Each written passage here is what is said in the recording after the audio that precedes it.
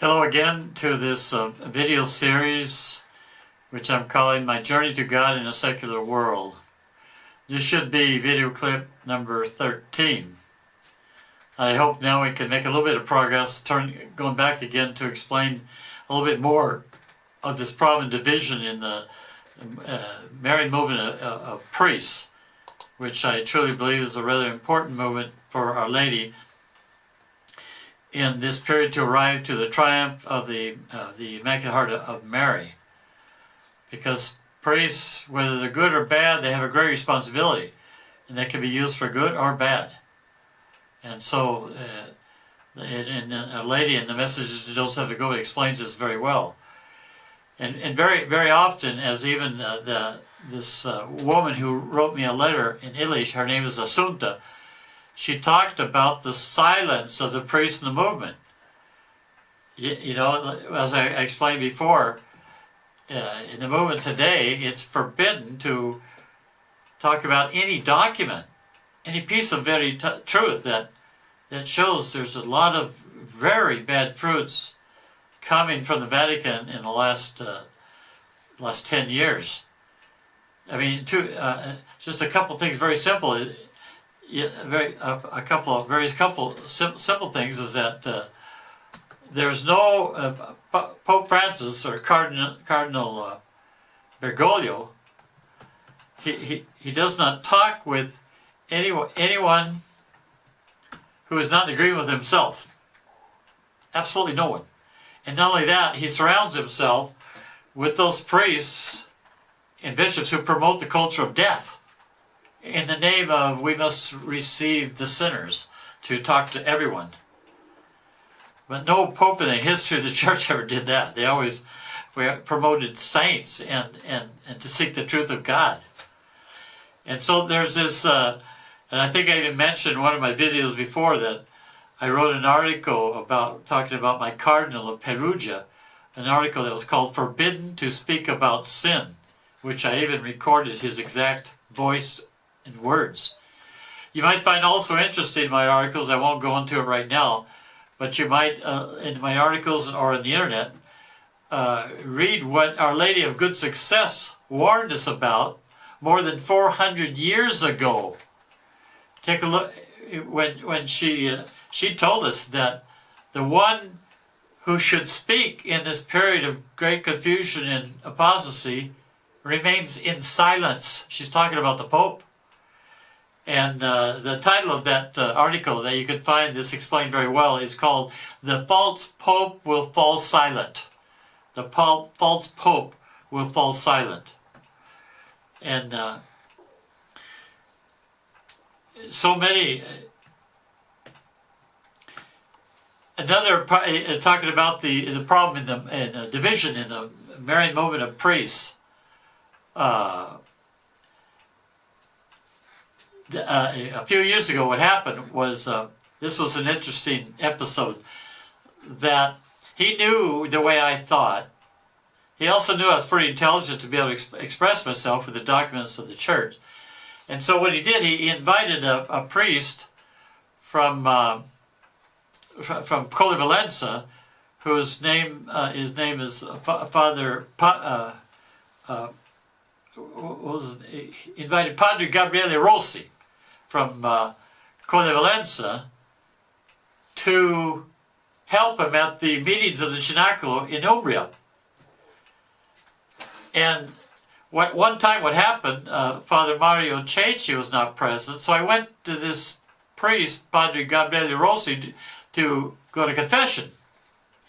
After I went to confession to him, instead of offering me counsel about my sins, he didn't say anything about that. He just says, things that you write, you are not allowed to give that to anyone except to the head of Umbria and the whole movement. You should not give it to anyone else. I remained in silence without saying anything. What's going on here? And it was interesting also, after the confession, he went to into sacristy. He closed it with the key to tell Father Robert what I had said in confession or whatever about this. The very interesting thing, what happened was that what happened was that about a year later, this Father Gabriele Rossi, he was the head, the one responsible for the entire male part of Mother Speranza, of the whole world, of the priests and all the male side. And so even when after the death of Don Stefano Gobi, he was asked to, since he lived at Colli Valenza, to be a point of reference until they could organize. He was esteemed by the movement. What happened then, about a year after this incident in a Cenacolo, he began to open his eyes about the dangers of Amoris Laetitia. Dangers to the church, dangers to the souls. And he expressed his danger only to a few people privately at Colli Valenza. Within 1 month from the Vatican, he was deposed.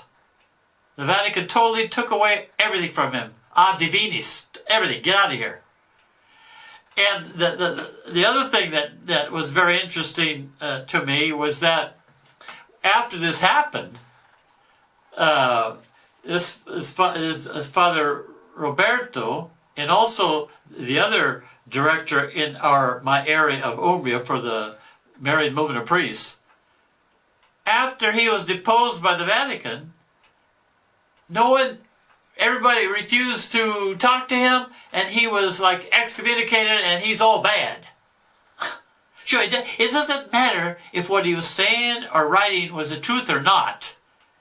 There's so many. The church is full of, like the office of the movement, of insecure priests who do not follow the truth, who is Jesus, ready to even die for the truth.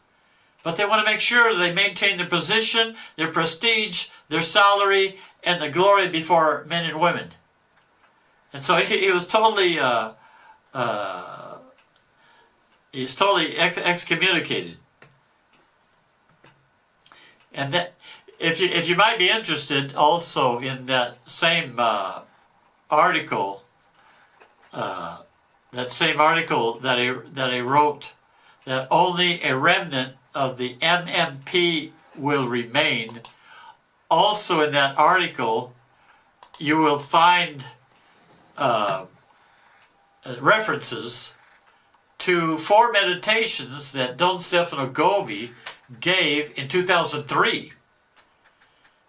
Because after the year 2000, there are many priests left the movement.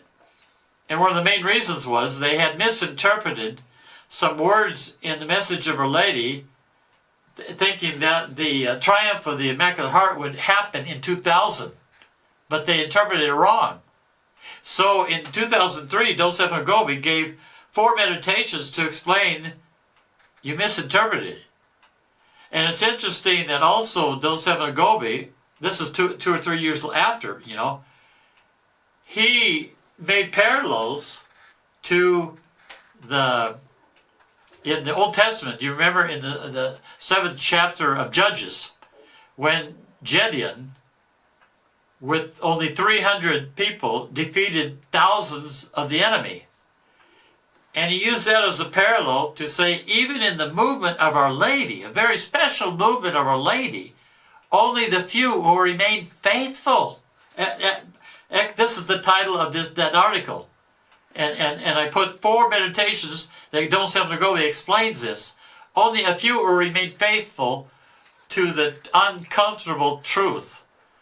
Not only in the whole church, but even in this particular movement. So, anyway, my dear friends, we must pray very much. Stay very close to the sacraments.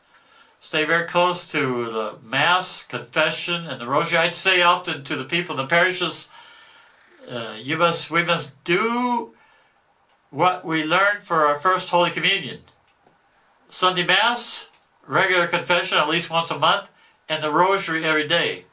If a person doesn't do that, they don't have time for God, and God will not have time for them for all eternity. So a point I want to again encourage you to read one meditation very slowly every day from these messages of Don Stefano Gobi, and to prepare for the most difficult period in the history of the world and the church. So I end this video clip here, and we'll continue in the next video clip. May God bless you and Mary guide you.